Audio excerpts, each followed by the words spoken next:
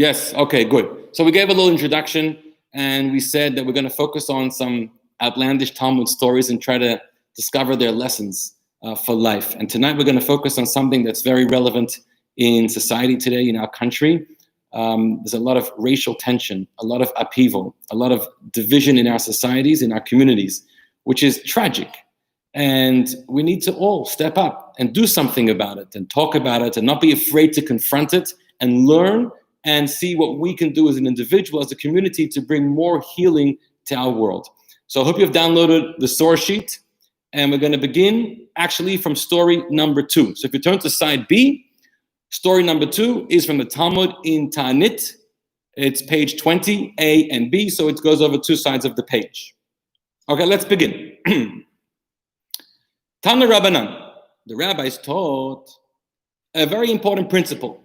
Le'olam yehei adam, a person should always be rach kekaneh, soft and flexible like a reed, v'al yehei kasher ke'erez, and don't be firm and stiff like a tall, powerful cedar tree. Be flexible in life. Don't be so rigid. Don't be so uptight. That is the teaching. Where does the teaching come from? There's a story behind this teaching. And this is the story we're going to learn. So pay attention. It's unbelievable. It's unbelievable how relevant it is to nowadays. There was a story about the famous Talmudic sage, Rabbi Elazar, the son of Rabbi Shimon. Maybe you've heard of him because Rabbi Shimon is Rabbi Shimon Bar Yochai, who we celebrated his passing on Lag BaOmer a few weeks ago, and his son was Rabbi Elazar. And you know about the two of them that when they were hiding from the Romans, they went inside the cave for 12 years, and then for a 13th year. So here's a story about the son, Rabbi Elazar. Migdal Gador, he was coming from Migdal Gador, Beis Rabbi, from his teacher's house. He was riding on his donkey. Umetayel al Sfas Hanar, and he was taking a leisurely ride across the riverbank. Somach Simcha Gedola, and he was filled with tremendous joy. In fact, his ego was swollen. He was inflated inside his mind and heart. Why? Because he just finished a long day of Torah study. He felt very accomplished. He felt that he had really grown a lot and achieved a lot, and it was getting to his head. And so now he's riding leisurely on his donkey. And he happened to pass by one person. That person was a very ugly person. And that person greets the great Rabbi Elazar and he says, Shalom Alecha Rebbe. That was the famous way to greet a rabbi, your Rebbe. Shalom Alecha Rebbe. Peace to you, dear Rebbe. But he did not respond to his greeting. But then after a pause, he didn't respond, but he tells him, Reika, you empty one. Kama mechur oisa ish. How ugly are you? How ugly is that person talking to me right now? How dare you be talking to me? Are all the other residents in your neighborhood as ugly as you are? So that person responds, I don't know. Ella, you know what you can do? Go and tell the craftsman who created me, how ugly this vessel is, how ugly this human body is that you're seeing right now. Pause. Such a strange story. Here's this great rabbi, and now he greets this person in such a derogatory, nasty way. How ugly you are. By the way, there are commentaries that say that this person was not really a human being, but he was really Elijah the prophet, Eliyahu Hanavi, that was sent down to this world in the form of this person, and it was a test. It was a test for the great Rabbi Elazar, especially at the moment when he's feeling so inflated, he's feeling so arrogant and proud of himself. Why is he greeting this person so nastily, so unbecoming? Rabbi Elazar was a great sage. Nobody talks like that. How dare you talk like that? It's not allowed. So the commentary is right. The great Maharshal commentary says, this person was a Kushi. This person was black. And Rabbi Elazar maybe made a judgment about him and thought maybe he's a thug, maybe he's a bandit, maybe he's coming to attack him. And so with that judgment, he right away lashed out, perhaps to protect himself or whatever, to say, how ugly you are, get out of here, I don't want to see you, I don't want to know you. Think about it. This story happened some 1900 years ago. So that person responds, you're talking to me? Don't ask me, go to my creator who created me. Which in essence, the commentary is right. You know what he's saying? You have an issue with me. The issue is not with me. You have an issue with God. You're challenging God's handiwork. God made you and God made me and God made everybody. And you're calling me something subhuman and inferior. You're suggesting that God makes inferior things. God is a lousy craftsman. And sometimes he makes mistakes, and I'm one of those mistakes. So you have an issue with me. Don't take it up with me. Take it up with God. That's a challenge that he was telling him. You have an issue against God. Let's see how this plays out. So suddenly Rabbi Elazar realizes, I have just performed a very grave sin. I was just so nasty. How pathetic of me. How low of me. He realized how much he sinned. Yard min hachamer. He came off the donkey. And he bowed himself in front of this man. This man has no name, by the way. He's just an ugly person, an individual. And he tells him and he pleads with him. I pained you. I'm so sorry. Please forgive me. So he responds to him, I'm not going to forgive you until you go to the craftsman, God who created me. And again, tell him how ugly this vessel is that God has made. Along the lines of what we were saying earlier, if you think about it, he's telling him, it's not about me forgiving you. I can't even forgive you. I mean, I can give partial forgiveness, but you haven't just offended me, you've offended God. You need to turn to God and ask God for forgiveness because you have terribly said something very disparaging about God's creation. So this guy says, I'm done with you. I have no faith. I'm going on my way. He continues to go on his way, going home. But this Rabbi Elazar continues to follow him on the donkey. And he says, please, and he's pleading, I want your forgiveness, I'm sorry. Finally, this person comes to his neighborhood. And when he comes to his neighborhood, and this great Rabbi Elazar, is behind him on the donkey, everyone in the neighborhood is standing there watching and seeing this person came home from work. No, he comes home every day. But the great Rabbi Elazar came home. What's he doing? Why is he visiting our city? So Yotzu b'nei Ira l'krasei, all the members of the city, word spread, Rabbi Elazar is coming. Everybody came out to greet this great rabbi.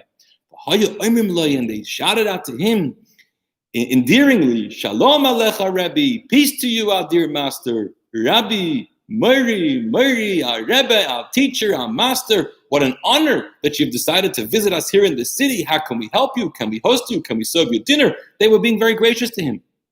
So this ugly person who's coming home and entering the city, Amar lehem, he turns to the town people and he says, L'miatin kara Rebbe? Who are you calling? The great Rebbe, the great master, the great teacher. Amar lehem. Amar lo, so they told him, L'zeh shemetai lecharecha.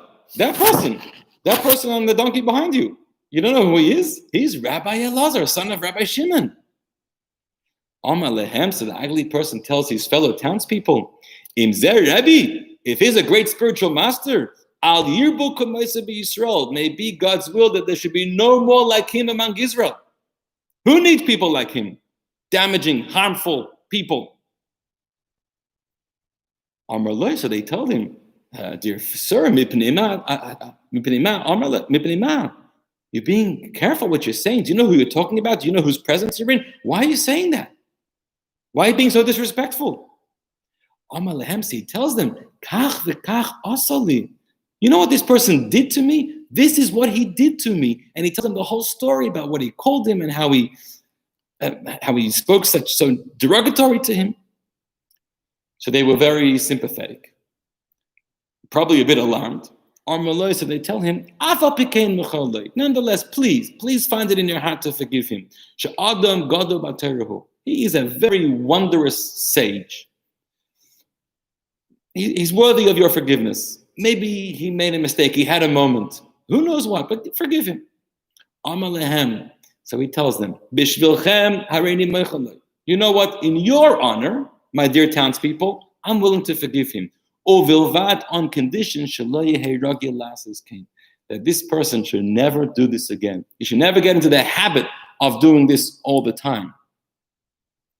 What does it mean? By the way, the Maharsha, the commentary says, what does it mean? You should never get into the habit of doing this all the time. Meaning, one-off. On occasion, you're allowed to be nasty to somebody else. You're allowed to be racist. You're allowed to say to somebody how ugly you are.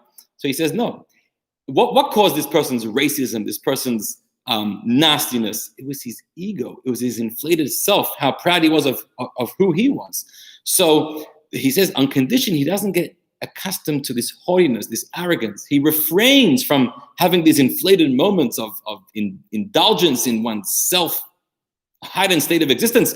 And if he refrains from that, he's not going to fall into the trap to ever be so nasty to me or to anybody else. That's why I'm going to forgive him.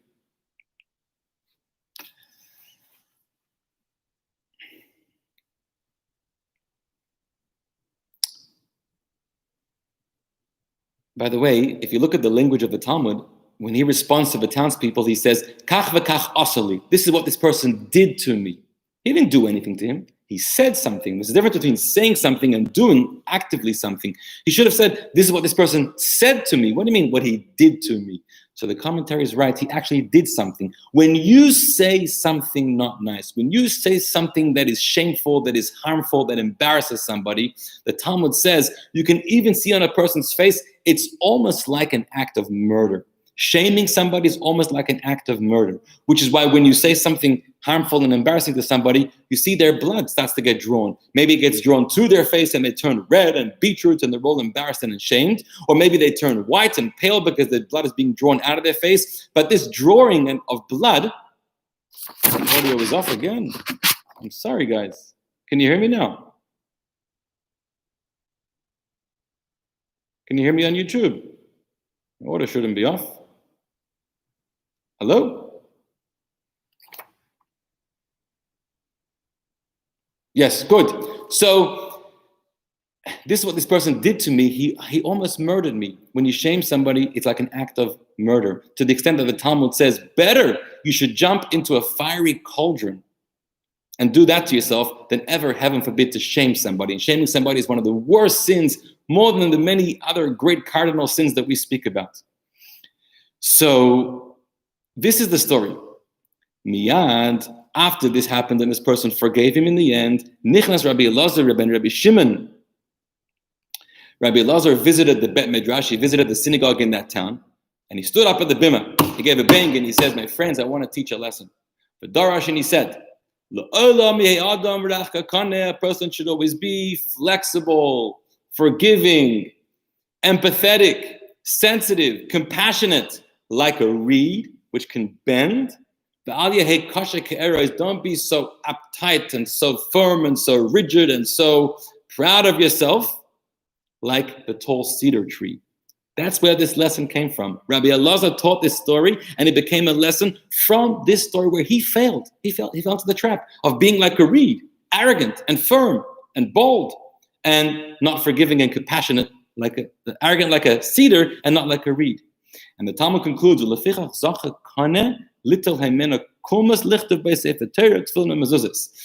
a result of this, the kaneh, the reed, was rewarded. That the reed is one of those things that you can use when you write a Sefer Torah, mezuzah, tefillin. You either use the feather or you can use the reed, and it's designed in a way that you can actually sharpen it to a very fine point, and it works well with the ink. But the reed was rewarded because this is a symbol. The whole Torah, the tefillin that you wear, the mitzvah, the mezuzah on your door, what's the message? The message is to be like this reed. This reed is someone who knows how to adapt, who knows how to be sensitive to somebody else. The biggest challenge here is where I want to view the universe through my lens, through my world. This is how I think, how I behave, what I think is right. And therefore, if you think differently, look differently, behave differently, you're off, you're wrong, and I'm right. That's the biggest challenge going on over here. And that comes from arrogance. And that comes from being like a cedar tree, which is what Rabbi Elazar had a mistake. And the lesson is be like the reed. Learn to create space. If you want to allow someone else to live in this world together with you, then you need to create space for them. And that is to say, here I am, I'm here, and I end here, and not to make more of me, right? You think about this. A lot of people want to just surround themselves always in social atmospheres with people who think like them, behave like them, and look like them. When you're doing that, what are you doing? You're really just creating more of yourself in this world, right? You need more you. We don't need more you. We have enough of you. We have you. You is enough. You is great. God made you. But God also made other people. And if you want to allow for other people to coexist with you in this world, you have to learn to create space for that and to recognize others might think differently, look differently, behave differently, and that's okay. So I think the takeaway from this story is, first of all, how even the greatest of people failed and slipped because of his arrogance. But there was an act of forgiveness here. Why was there an act of forgiveness? Because he had true remorse. He said, I'm sorry. He begged. He followed the person all the way to town. I don't know how long the journey was, but it was a long time. And he probably had other plans. But he realized he cannot leave this person until he truly achieves forgiveness. And for that, he has to show true remorse and regret. And finally, this person said, I'll forgive you. Why will I forgive you?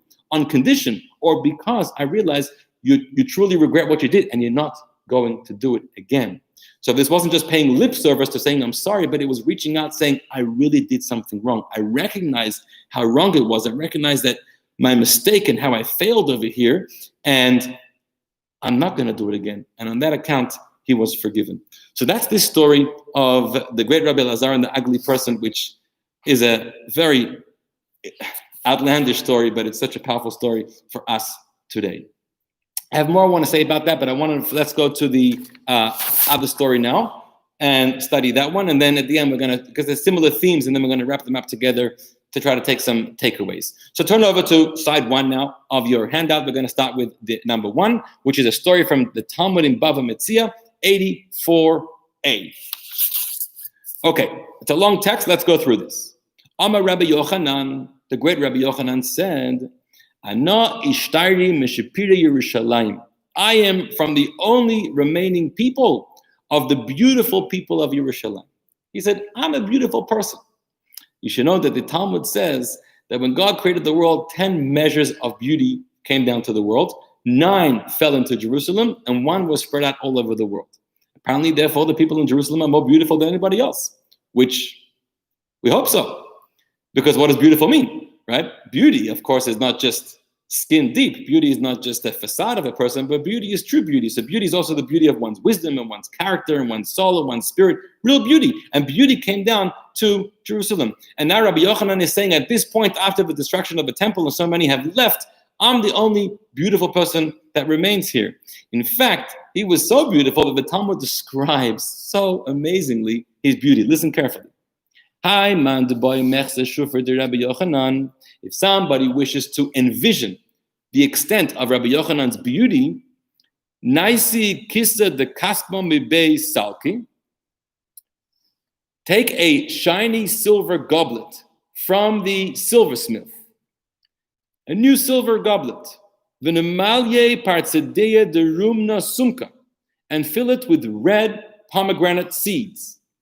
V'nerdele Klila de Varda Sumka, and then place a crown of red roses on the lip of this goblet. V'noisve bin Shimsha Latula, and position it between the sunlight and the shade. Hahuza Haruri, and the glow and the luster and the beauty that you're going to see, Me'ein Shufa de Rabbi Yochanan, that is a semblance of Rabbi Yochanan's beauty. I've never tried that out. It does sound very beautiful. Sounds like a nice painting you could make for your house. So that's Rabbi Yochanan's beauty.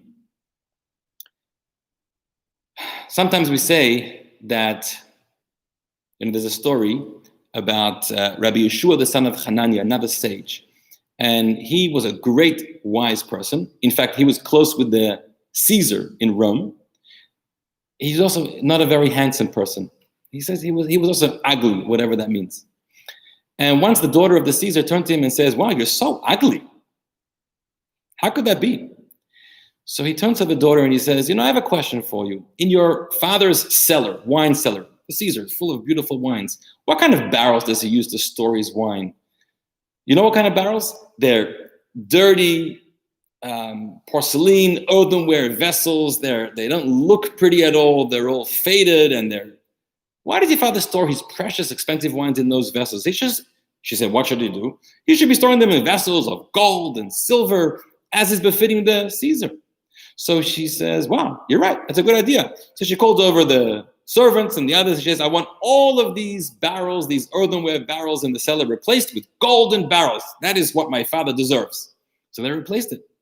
And a couple of days later, the Caesar was sitting for dinner and he asked for a glass of wine. So they brought a glass of wine from the cellar. He tasted the wine. Bah! The wine was off. The wine was disgusting. He says, what happened to this wine over here? They said, it's regular wine. Did something change in my cellar? Yeah, well, we thought that it's only befitting for you that we should make all the barrels into golden barrels, which is what we did.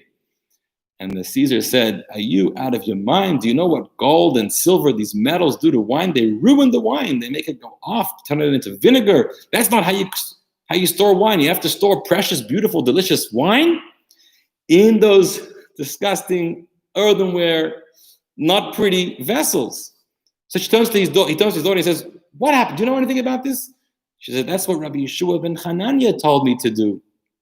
He called him over and he said, Rabbi Yeshua, why are you advising my daughter to make this ridiculous change in the cellar? We just lost a fortune of wine.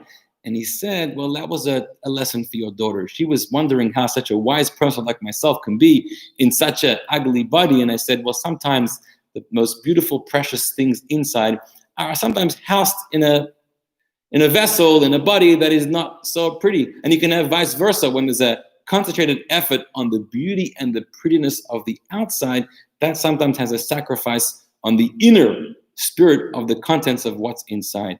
But Rabbi Yochanan had the internal beauty and the exterior beauty. Now comes the story. And the story introduces to us, it's going to be about Rabbi Yochanan and about another sage called Reish Lakish. Who was Reish Lakish? I want to tell you one thing for now. I'm not going to tell you any more because that'll ruin the story. But one thing for now is that it seems that he grew up in a Jewish home and he received a Jewish education. He was a member of the Jewish community. But at some time as a young adult, he left the Jewish community. And he sold himself to a Roman circus where he became one of the gladiators. So he totally left the Jewish fold and he became one of the Romans, the gladiators. He was known to be a strong man. He was hostile. He was violent. He was rough. Okay, now the story. Yom Echad, one day, Rabbi Yochanan was taking a swim, going to the mikveh, cooling off in the Jordan River. Chazir Reish Lakish. Reish Lakish was walking by. Reish Lakish is a bandit. He's part of the gladiators. He's walking by and he sees this sage, this rabbi in the water. V'shavar liyardena. He jumps into the River Jordan, Abasre, to pursue him. Why? So there's a number of different suggestions here. Number one, it could be Rabbi Yochanan. By the way, we know he was very beautiful, but he didn't have any beard. So some people mistook him for a woman, actually. So it could be Reish Lakish thought it's a beautiful woman swimming in the River Jordan, and he can go and enjoy her. Another commentary says that he actually wanted to kill him. He wanted to kidnap him. He's a chance that a rabbi is alone. You can take him for ransom. So he's running after Rabbi Yochanan. When he reaches Rabbi Yochanan in the water, Amar Lei, Rabbi Yochanan sees him. He sees Reish Lakish, and he's burly, and he's well built, and he's solid, and he's muscular. And he says, with strength like yours, you should be dedicating that strength to studying Torah. Amar Lei, Reish Lakish had a quick comeback, and he says, yeah, well, beauty like yours, that should be for women to enjoy. So they're having this funny conversation with each other. Most unexpected. Amalei, so Rabbi Yochanan turned to Reish Lakish and he recognizes who he was, it appears. And he says as follows. If you will return to the community, if you return to the Torah, to Jewish life, which from here, by the way, we learn that Reish Lakish used to be part of the community, but then he left, like I said earlier. If you return and you come back and you become a pious Jew and you join us in the Bet Midrash and you study Torah, I'm making an offer. I'll give you my daughter to marry, my sister to marry. My sister is even more beautiful than I am. And he knew this was a soft spot of Reish Lakish. I don't know if the sister knew about this, but that's something else to think about. So Reish Lakish says, all right, Kabil, Alei, he accepted the offer, and he says, I hereby accept upon myself, I'm going to change my life completely, make a total shift, leave the Roman circus, leave my gladiator bandit life. I'm joining you in the Jewish community, in the synagogue, in the study hall. I'm going to become a student in the yeshiva. He tries to climb out of the river to put his clothes back on. And he was unable to get out of the river. He couldn't climb up. He lost his physical strength. What happened over here? So here is something interesting where there's a teaching in the Talmud in Sanhedrin that says as follows. In scripture, the word Torah is referred to by the word Toshia. Toshia can have many meanings, but one of the meanings comes from the word tash, which means to weaken. And the Talmud says, Torah weakens a person. What does it mean, Torah weakens a person? To the contrary, Torah strengthens a person. We know that Torah brings a person strength. It brings them courage and confidence and fortitude to be able to live, as they should, in a disciplined way. So some commentaries write Torah weakens the Yetzer Hara. Torah weakens the evil inclination about a person. But others write that Torah weakens your physical strength. And the explanation is that there's a certain strength and might and power about the physical body that's like brute physical power. And for that, you have to be totally immersed in nurturing and in building up that potential of physical strength of the body.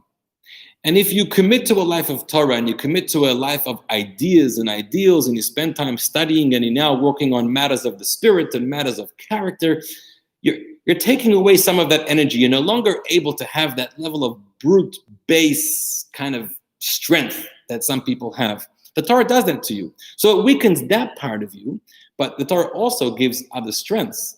As the Talmud says, that God told the Jewish people, don't worry that you're studying Torah and your strength is going to be weakened. I'm going to give you another kind of strength. What strength are you going to have? So we say in the Pasuk, Hashem oz la'amo yitain. God gives strength to his nation. Hashem yivarech et amo b'shalom. God blesses his nation with peace. The strength of peace. The strength of compassion. The strength of kindness. The strength of character. The strength of wisdom. These are also very important strengths, possibly more important than physical might.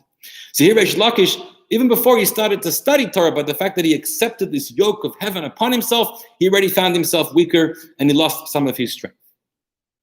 Okay, apparently he made it out of the river, he got dressed, and now he comes home with Rabbi Yochanan.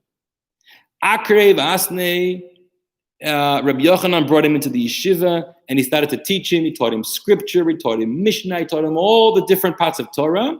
Veshavye Gaver Rabba. Reish Lakish had a good head. And very quickly he emerged as one of the brightest and most successful students, and he became a very great sage in the academy himself. To the extent, here's a story that happened. Yom Echad, one day in the Beit Midrash in the study hall, have a miflag Beit Midrash, there was a disagreement, an argument in the Beit Midrash about a law. What was the question that was raised? The question was as follows. It's regards to a law of purity and impurity. So you might know that there are certain sources of impurity, like a dead body, something that lacks any life is impure. When a vessel comes in contact with that impure source, the vessel can become impure. When can a vessel become impure, which is why you have to purify it and put it in the mikveh, etc.? When can a vessel become impure? When it is already a vessel. It's complete. It's finished being made. If a vessel is still in the process of being made, it's not yet a complete vessel. It doesn't have the status of a keli, of a vessel, and it is not susceptible to become impure. So here's the question.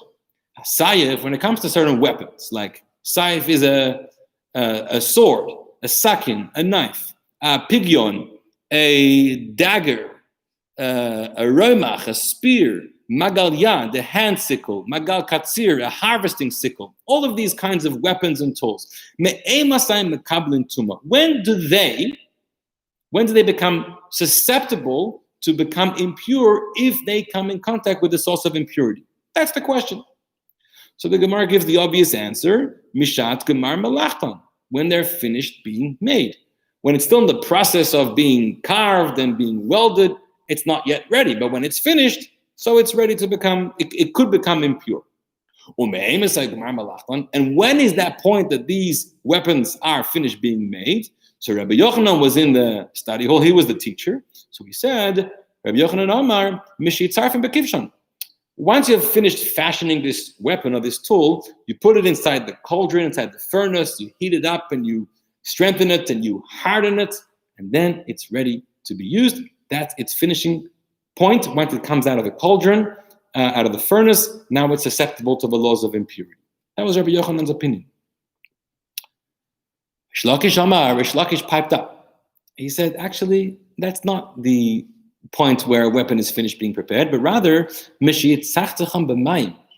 only even after you've taken out of the furnace that's been hardened, everybody knows that, well, not everyone knows apparently, but that a weapon, a lot of its power is not just what it can do. It can, stab and kill, but it's also intimidating.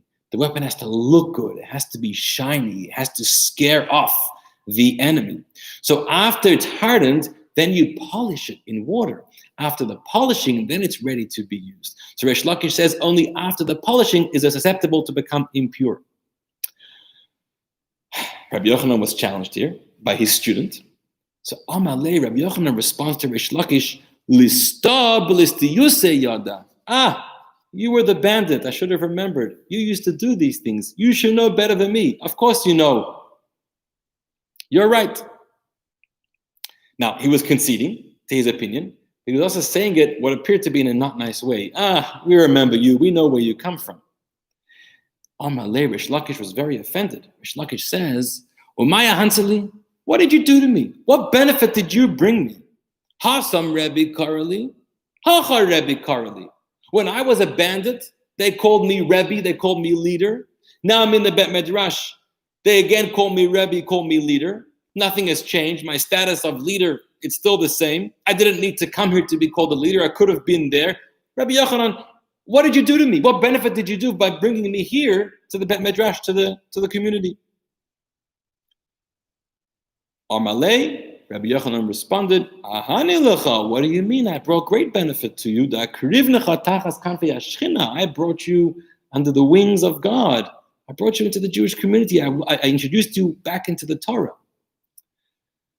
It's a strange conversation, and there's a lot of different commentaries about what Rish Lakish was attacking and Rabbi Yochanan was responding. We didn't have time to go into it now, but one thing we see for sure, Rish Lakish was very offended. Why was he offended? We have an important rule. It's a law in the Torah that says, if somebody has a dark past, it says it about a person who converted. They used to be a non-Jew, now they're Jewish. A person who was a sinner, a criminal, and then now they're done teshuvah, and they've rehabilitated themselves. You're not allowed to remind the person about their past. It's painful. You're not allowed. They've worked so hard to restore themselves, to change their lives, to pick their socks up, to rehabilitate themselves.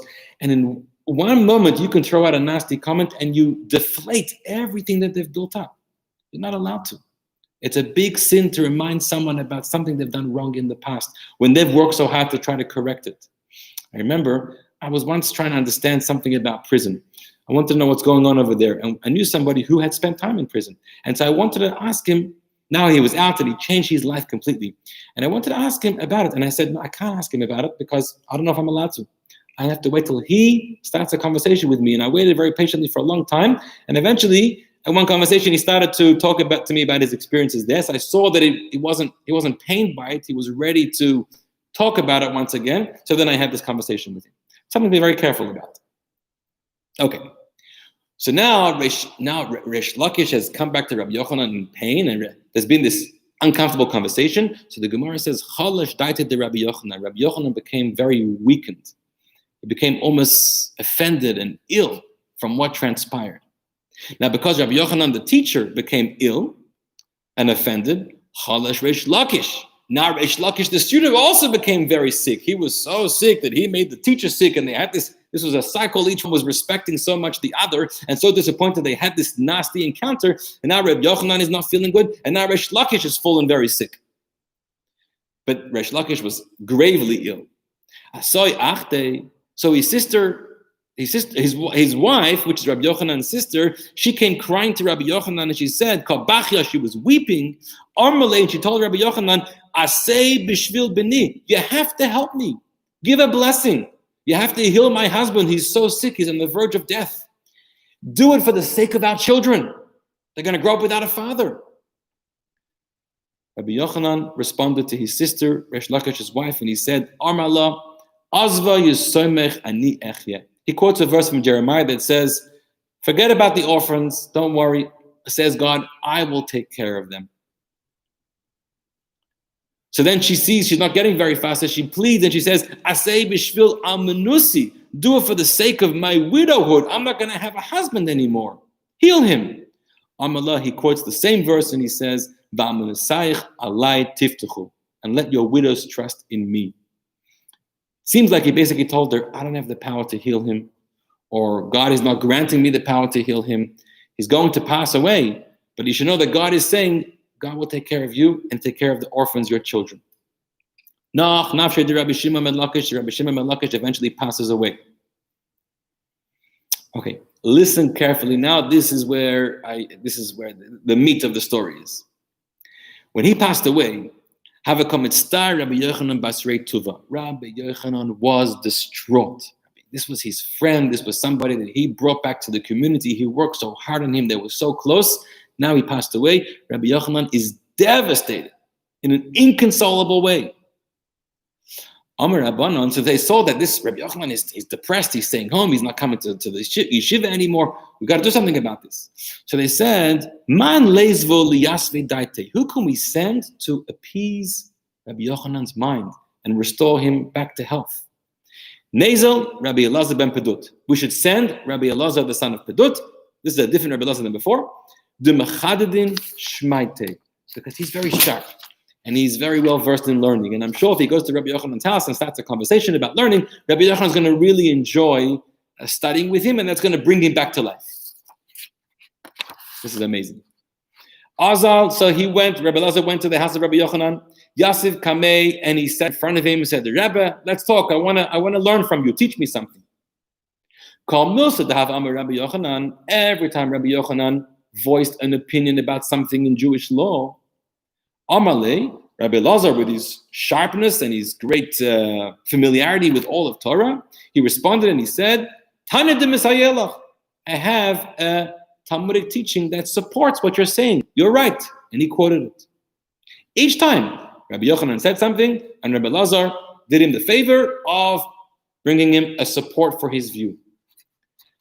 Rabbi Yochanan was not enjoying this. Omar, he got all frustrated. Omar, and he said, At Kabar Lakisha, you think you came here to take the place of my dear friend Reish Lakish, who has passed away, and try to bring me back to life? You're nothing like Reish Lakish. Bar Lakisha, with my dear friend Reish Lakish, Ki hava mina milsa, every time I voiced an opinion, have actually esrim v'arba kushisa. He would challenge me with 24 different questions, 24 different refutations. He would prove me I'm wrong in 24 different ways. And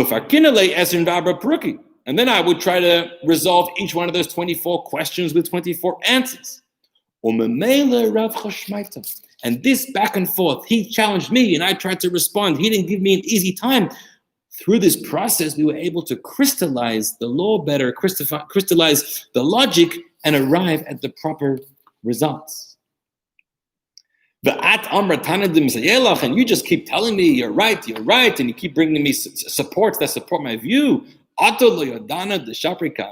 think I don't know what I'm saying is good? If I'm saying it, I know it's good. I think it's good. I don't need you to tell me that it's good. Reish Lakish never told me that it's good. He told me why I'm wrong 24 different times. Havaka Azil, so Rabbi Elazar had no luck and he left the home. Bakara Money. And Rabbi Yochanan now starts to go around his house and he's even sicker than before. He tears his garment. V'kabachi, and he breaks down crying. V'amar, and he says, Hey, Cho'at bar Lakisha, where are you, my dear friend Reish Lakish? I miss you so much. Hey, Cho'at bar Lakisha, where are you, Reish Lakish? V'havakat Savach.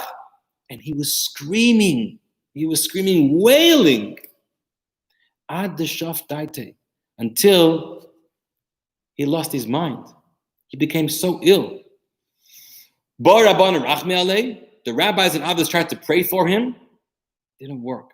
And he passed away. The end of the story. A sad ending. Rabbi Resh Lakish passed away first, having fallen ill from becoming upset with his teacher. And now the teacher misses the student so much, he also falls ill. But let's not focus on the tragic ending. Let's focus on this relationship that Rabbi Yochanan and Resh Lakish built together.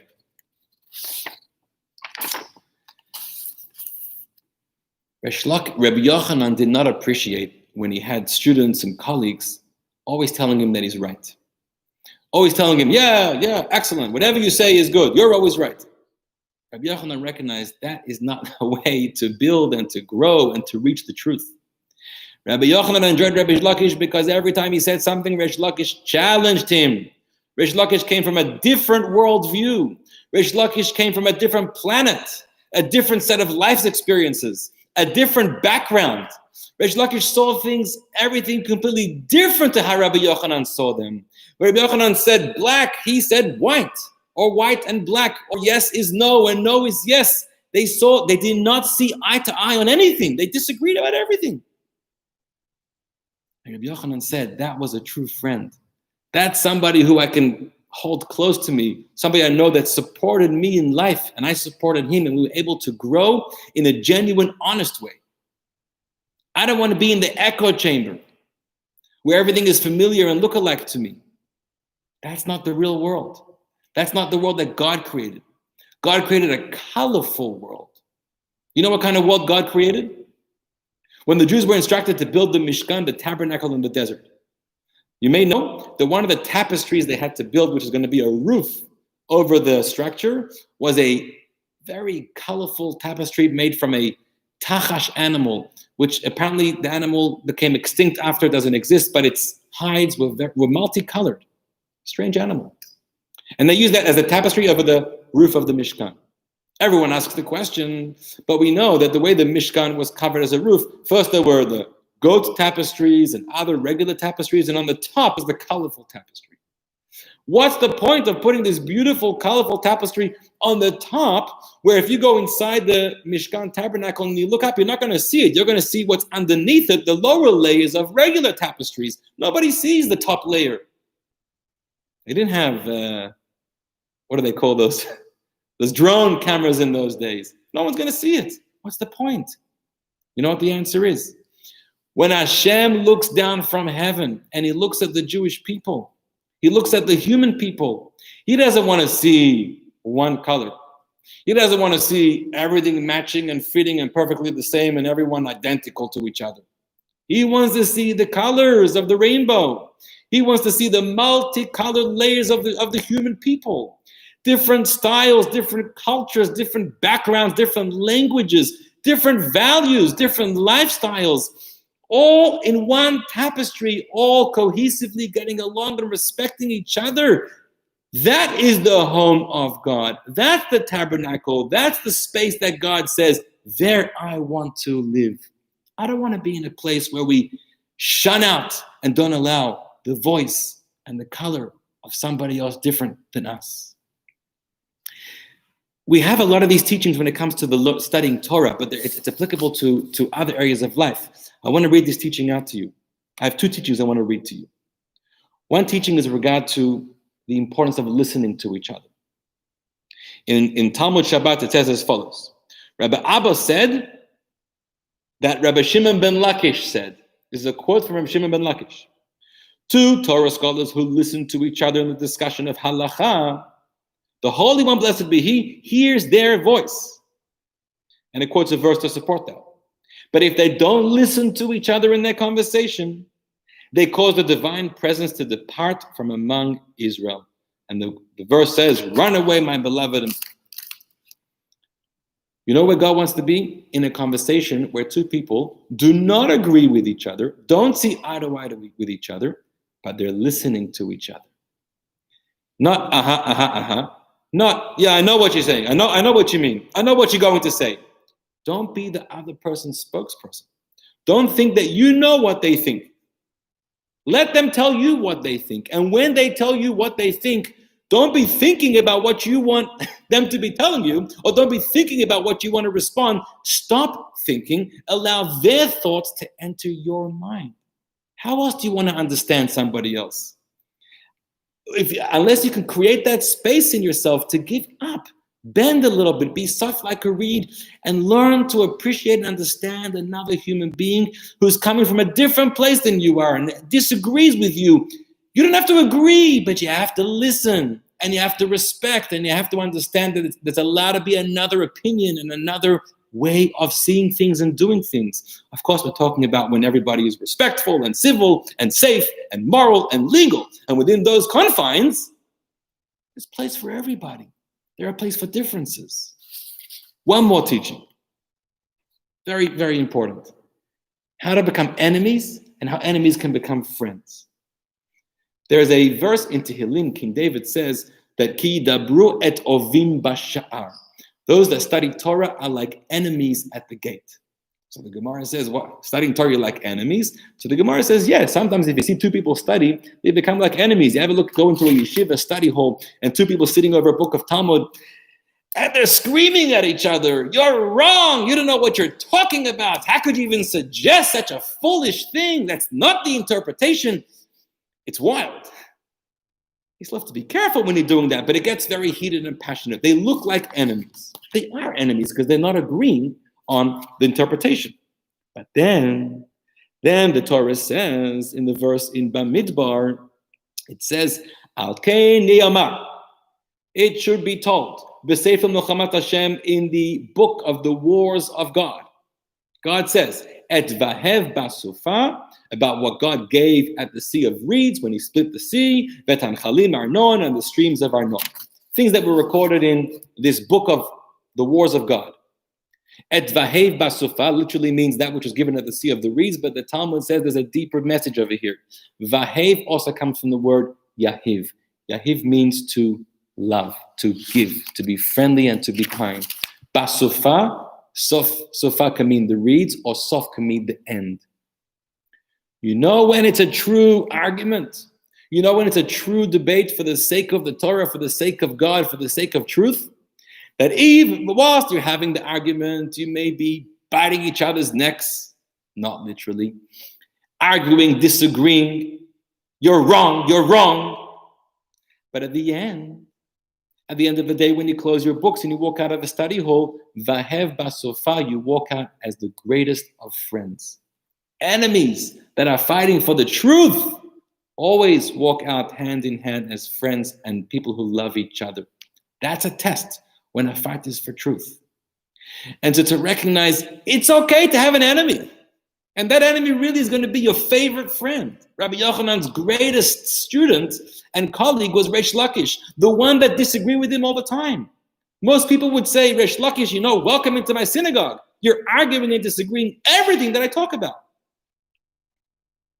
We talk about racism. We don't have to look so far as the white community and the black community. Look inside your own community, in the Jewish community. All these divisions also. The Sephardi community, the Ashkenaz community, the Orthodox community, the non-Orthodox community, the Hasidic community, the non-Hasidic community. How do people feel about each other? We have this tendency, it's a human tendency, when there's something that we're not familiar with, it doesn't look like us, doesn't live like us, has a different set of customs, a different way of looking at things, a different way of reading, a different way of talking, a different lifestyle. We keep a distance. We're nervous. This is not us. We don't want to know about it. We want to closet our children and keep them. That's not where the Torah is. That's not where God is. God is in the home where there's many, many colors. God is in the home of the study hall where two people are ready and open and confident and have trust in each other to be able to disagree with a lot of passion. But to know that they're fighting for the same truth and they're going to walk out of this thing respectful and friends. Because we learn to see things outside of our world. No person's mind knows it all, sees it all. Only God knows it all. My mind sees how my mind understands. I would learn so much and benefit so much to also see how you understand. Number one, maybe I'll learn something that I didn't know and I'll end up agreeing with you. Or even if I learn something from you that I still continue to disagree, but when you create that disagreement, you're for sure going to sharpen my knowledge of what I know, like Reish Lakish did to Rabbi Yochanan. We gain from each other when we unite with each other. Our differences are that which can strengthen us, not weaken us. That is the lesson. From the story of the ugly person, where Rabbi Elazar had true remorse, and then he was forgiven because he's not going to do it again. And he acted out of an act of arrogance, and he realized how humble we need to be. And it's the lesson from the story of Rabbi Yochanan and Reish Lakish. I think these two stories, which are some of my favorites, are so important to think about and to study nowadays. And I want to pray together with you that thank you for joining us in this learning. We should have a world that is restored back to a civil world, a peaceful world, a respectful world. We don't need to all be the same. We should not be all the same, but we should all be traveling in the same direction. And that direction is the direction of truth and of God and what God wants from each of us in this world. And if we learn how to understand someone else and welcome them into our life, even if it's going to be different than us, we'll be stronger, they'll be stronger, and we'll create a true home for God here in this world. Thank you for joining. See you next Tuesday night, 8:30 p.m. for part 2. God bless you.